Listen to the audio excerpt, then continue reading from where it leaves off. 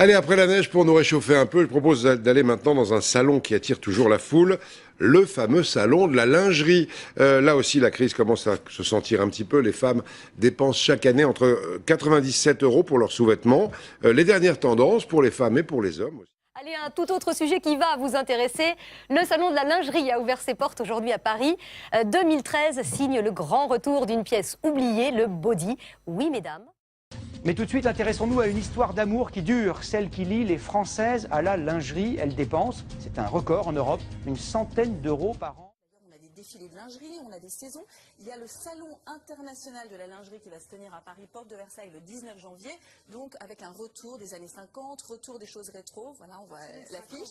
On a un retour vers les 50s. Oui.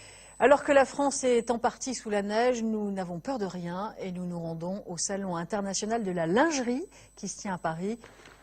À Paris, aujourd'hui, il n'y avait pas 36 façons de se réchauffer. Alors, direction le salon de la lingerie, le plus grand du monde consacré au secteur, censé annoncer la couleur en matière de dessous. Alors, je l'attendais là. Non, mais vous dévoilez mon sujet et celui de Roselyne. Je ne sais pas si vous êtes au courant, mais c'est en ce moment le Salon international de la lingerie porte de Versailles à Paris.